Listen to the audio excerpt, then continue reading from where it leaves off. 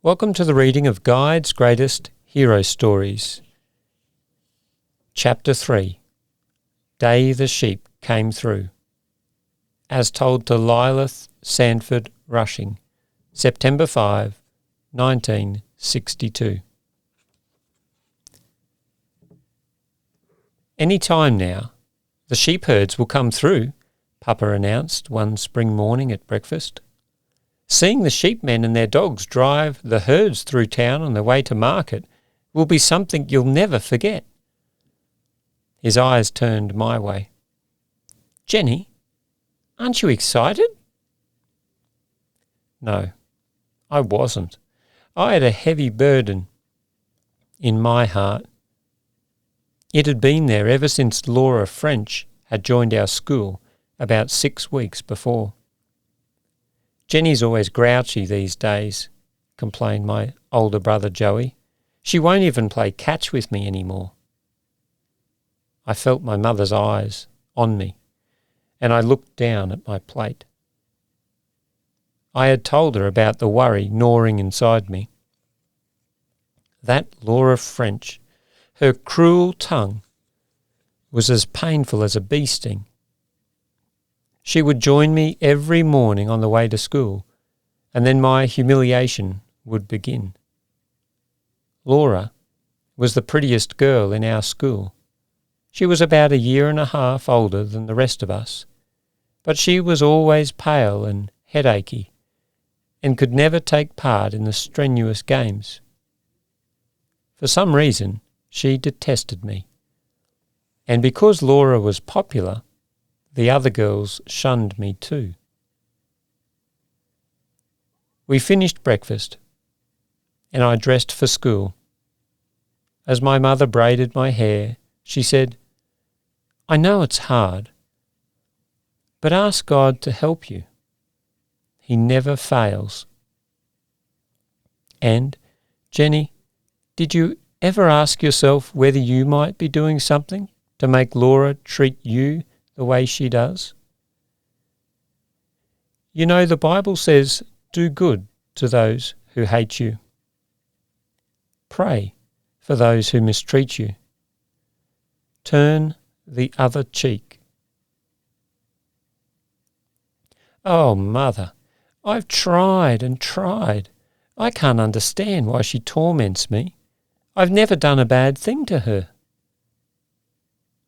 "Come on, Jenny, we'll be late," came my brother's voice. "I wish I didn't have to go," I said weakly.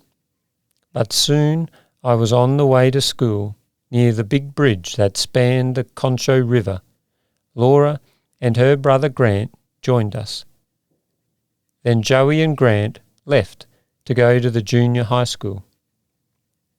The moment we started walking across the long bridge, Laura's tongue lashed out. "You ugly country girl with all your freckles and your skinny legs. What do you think you'll learn at school today?" Her blue eyes blazed. I struggled to say something in reply, but I could not. I had freckles and long, wiry legs, and I knew it. "Why don't you speak up?" Laura went on. "You're as awkward as a kangaroo." She began walking briskly across the bridge. The bridge had a wooden ledge about 1 foot wide, running the length of it near the height of my shoulder. When I had first met Laura, I had climbed onto this ledge and walked along it, showing her how brave and strong I was. Was this where her hatred for me had begun? We finally arrived at school, and Miss Woolworth began our geography lesson. But my mind wouldn't settle on the lesson. I suddenly remembered that the merchants in town had been putting away the boxes of produce they usually set out on the sidewalk for display. Did that mean the sheep were coming through? Would I miss the excitement? "Jenny Price, why are you sitting there daydreaming? In what country is Calcutta?" Miss Woolworth's voice startled me. I stammered. Calcutta? Why, it's in Russia. Everyone laughed. I sank low in my seat, flooded with humiliation.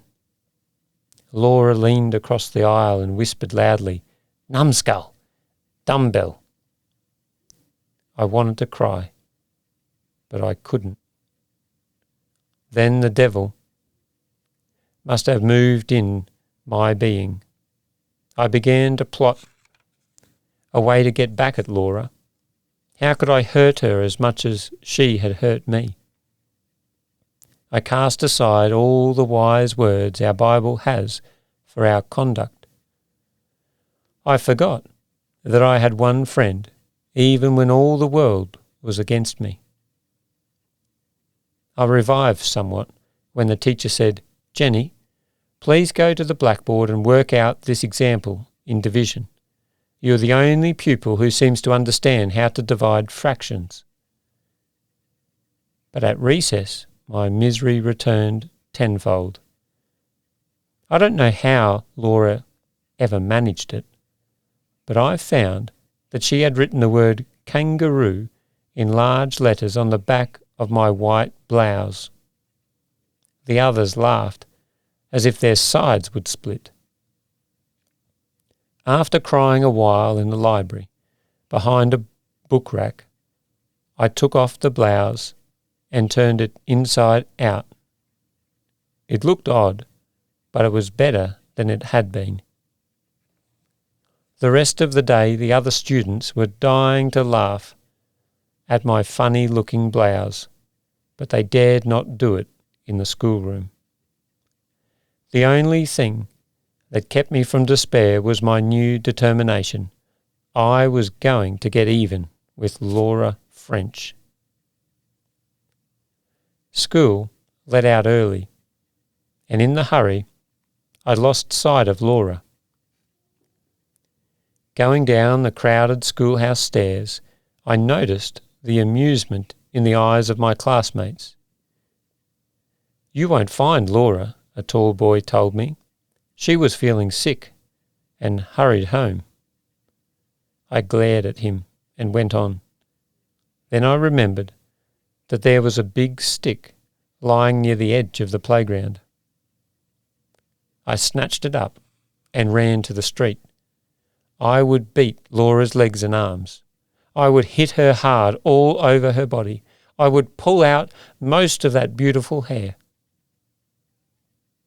I took a shortcut to the bridge, knowing that Laura had to cross it. As I ran past a store, a man standing in front said to me, "Little girl, get out of the street. The sheep are coming through. You'll be trampled." "They won't trample a tall girl like her," someone replied. I rushed on, but suddenly paused. The sheep! They had probably entered the outskirts of town already, and when the herds got to the bridge, would Laura be there? Laura, with her pale face and weak body. I dropped the stick. Laura would be helpless, frightened like a kitten. I wasn't afraid for myself. I was strong enough to jump out of the way and run, but not Laura. Dear God, I tried to pray. Dear God, forgive me for letting myself be taken over by the evil. What did I do it? Why did I do it? Please forgive me. I began to run as I had never run before. Voices called after me, telling me to get out of the streets, but I didn't heed them. Finally, the bridge loomed before me. I ran onto it, straining my eyes for Laura. I could hear the short, clipped barking of sheepdogs. Was that thick thudding the sound of sheep walking onto the bridge? Yes. I could see the grey horde at the other end. Where was Laura? Finally, I spotted her, a small knot huddled against the railing near the centre. I raced on, screaming, till I thought my lungs would burst. "Laura, climb! Climb to the ledge!" The little bundle didn't move. I reached her where she was half squatted, a frozen ball of fear. "Climb to the ledge," I cried. "Reach high, and put your hands on the support rods." She made no move. I snatched at her hands, placed them on the steel rod and began pushing, lifting Laura up. She revived a bit and helped herself at last. After some panicky moments, I got her onto the ledge and quickly pulled myself up after her. I held her there by placing my arms on the rods with Laura between them. The sheep were now crowding over the floor of the bridge. There were stout old rams that might have harmed Laura when they found her in their path. There were others that could have trampled her. As the sheep passed below us, hardly 6 feet away, I felt Laura's body relaxing. She began to cry. "Oh, Jenny," she sobbed, "I've been so mean to you. So very, very mean." "Just look at the sheep, Laura," I said. "We'll never have a chance to see them go through as we have this minute." But Laura kept on. "Jenny, I'm so sorry. The day you climbed up to this ledge, and I knew I couldn't, I was jealous. And when you were so strong and so good in games and so smart in math, I couldn't stand it.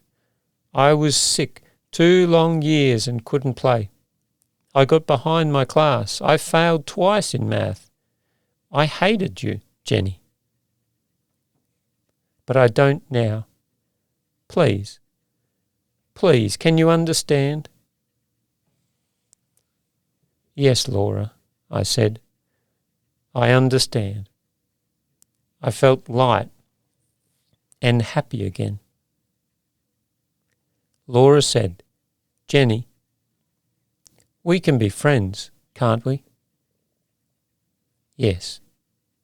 "Yes," I said, "we can. But look at the sheep. Don't look on this other side down to the water, though." The water was deep and dark down there, but I wasn't afraid to look at it.